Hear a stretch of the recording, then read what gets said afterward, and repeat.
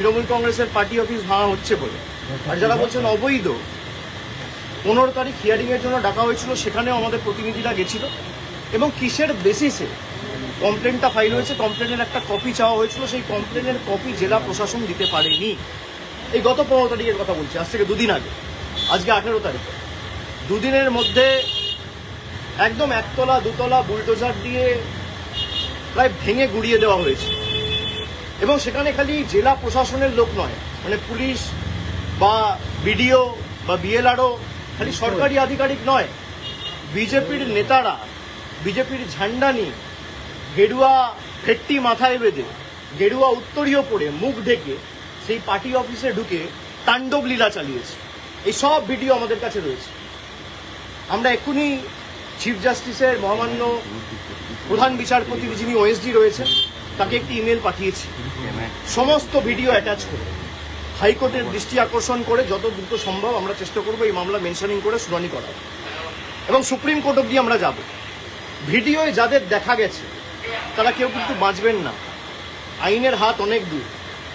যদি ভাবেন যে বিজেপির নেতারা আমাদের বাঁচাবে, আর যারা তৃণমূলের পার্টি অফিস ভাঙছেন, আমি তাদের বলবো যে অনেক অত্যাচার তো করেছেন তৃণমূল কংগ্রেসের নেতাদের উপর, কর্মীদের উপর, পার্টি অফিস ভাঙা, গুড়িয়ে দেওয়া। যে ধারায়, যে আইনে আজকে পার্টি অফিসগুলো ভাঙা হয়েছে না, একই আইনে কিন্তু যখন আবার সরকার পাল্টাবে, বিজেপির একটা পার্টি অফিস বাংলায় থাকবে না। আমি হুঁশিয়ারি দিচ্ছি না, যে আইনে আপনি ভেঙেছেন একই আইন প্রযোজ্য করেই ভাঙা হবে। যারা তৃণমূল কংগ্রেসকে ভাবছে যে দুর্বল করব, দল ভেঙে তৃণমূল কংগ্রেসকে শেষ করে দেবো, আগুনে জ্বালিয়ে দেবো, সেই আগুনের স্ফুলিঙ্গগুলো থেকে তৃণমূল কংগ্রেস আবার জন্ম নেবে মমতা বন্দ্যোপাধ্যায়কে সামনে রেখে। যারা প্রশাসনকে ব্যবহার করে মিথ্যা মামলায় কর্মীদের ফাঁসানোর চেষ্টা করছে, আমরা প্রায় 2 মাস ধরে এখানে মমতা ব্যানার্জির বাসভবনে এবং তৃণমূল কংগ্রেসের সেন্ট্রাল অফিসে রয়েছি। প্রায় 1000 জন কর্মীর বেল অ্যান্টি বেল আমরা করিয়েছি, বিচার ব্যবস্থার দ্বারস্থ হয়েছে।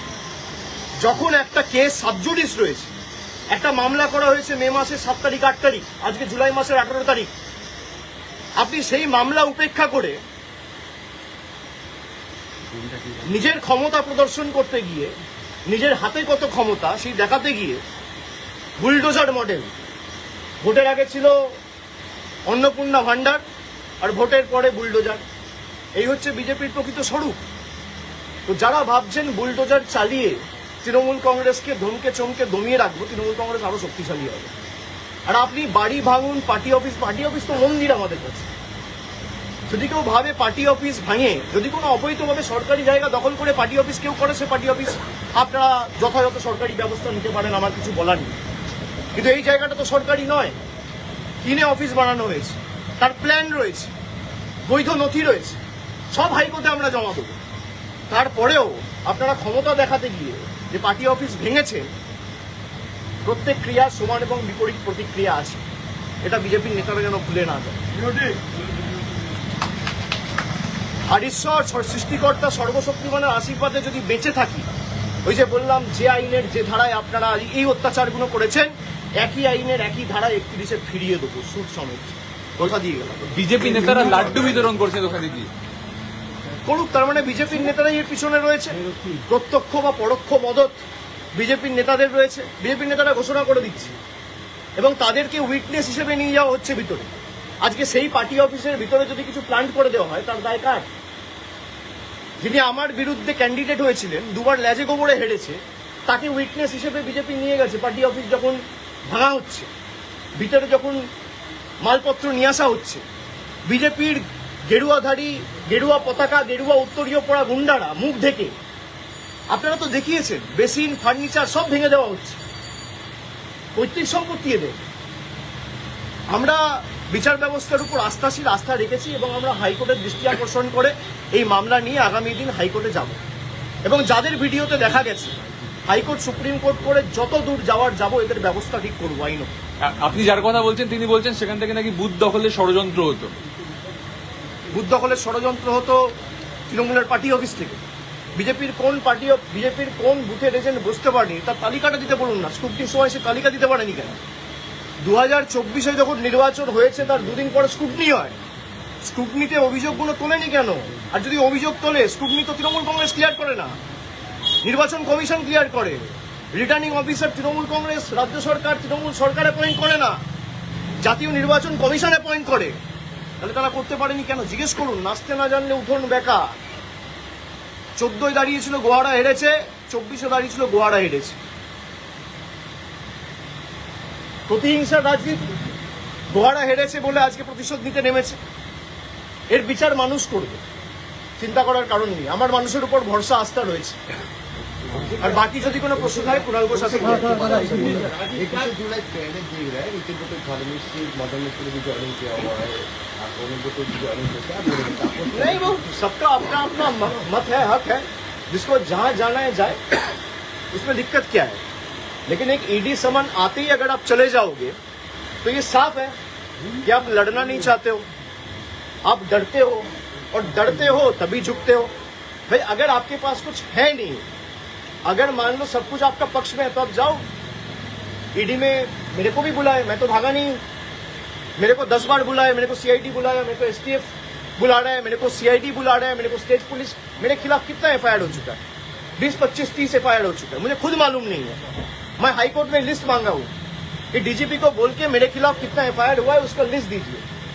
अगर आप लड़ना नहीं चाहते हो, बट अगर आप हार ही मान गए और आपको लगता है कि भाई उनके पास जाएंगे तो ना ईडी टच करेगा, ना सीबीआई टच करेगा, ना पुलिस टच करेगा। हमारे लिए ईडी का प्रोटेक्शन महत्वपूर्ण नहीं है, हमारे लिए जनता का प्रोटेक्शन महत्वपूर्ण है। हम अगर झुकेंगे तो जनता के सामने झुकेंगे, हम अगर झुकेंगे लोकतंत्र में लोगों के सामने झुकेंगे, जनता के सामने झुकेंगे, दिल्ली के दरिंदों के सामने झुकेंगे नहीं। বলছেন 21 জুলাই চলে এলো, আজ অব্দি তো মঞ্চ বাঁধা হয়নি। 21 জুলাই চলে এলো, মঞ্চ বাঁধা হয়নি। কর্মীরা সব হবে, আপনারা তো চিন্তার কারণ নেই। 21 জুলাই আসবেন কোয়ার করতে, আপনাদের জন্য প্রেশার আমাদের ব্যবস্থা করা হবে। সে তো ডেফিনেটলি চিন্তা করবেন না। अच्छा दादा रेबल ग्रुप में जो भी एमएलए जा रहे हैं, एमपी जा रहे हैं, आपके ऊपर ही मतलब दोषी ठहरा रहा है आपको कि आपकी वजह से हमने रेबल ग्रुप ज्वाइन बीजेपी किया। का स्क्रिप्ट है ना, वही बोलोगे तभी तो पुलिस से बचे रहोगे। अगर आप अभिषेक बनर्जी को 4 गाली नहीं दोगे तो पुलिस आपको नहीं छोड़ेगा। अगर आप गाली दोगे तभी आप बचे रहोगे। जो 4 तारीख के बाद जा रहे हैं, 4 तारीख के पहले चला जाता, मैं तो पहले भी था। भाई 24 में पार्टी जीत के आया, 29 आसन पार्टी जीता, तो अगर हार का जिम्मेदारी अभिषेक बनर्जी का है, 24 में जीत का जिम्मेदारी भी अभिषेक बनर्जी का है, मानोगे? और अगर किसी को मेरे से दिक्कत है, मैं तो चुनौती देता हूं।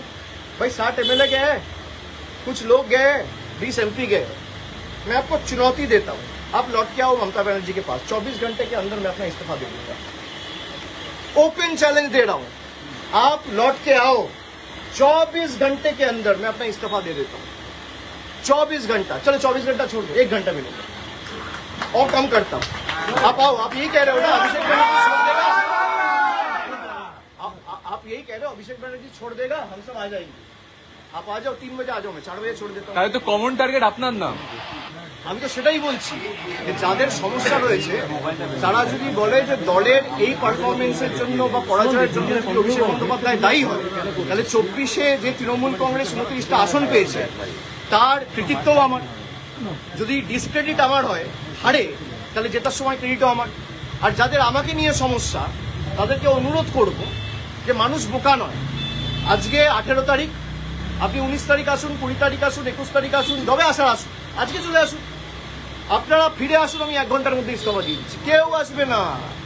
ডিল হচ্ছে ওদিকে যাও, অভিষেক ব্যানার্জিকে গালাগালি দাও, তোমাকে বেঁচে থাক, তোমাকে বাঁচিয়ে রাখবো, ইডিও ধরবে না, সিবিআইও ধরবে না। যাদের বিরুদ্ধে ভুড়ি ভুড়ি অভিযোগ তারা এখন হয় পুলিশের কাছে ধৃত, না হলে বালিশ চাটা ঋতব্রত। এই দুটো ছাড়া আর উপায় নেই। Voice campaign, voice campaign. Last question, ঠিক আছে।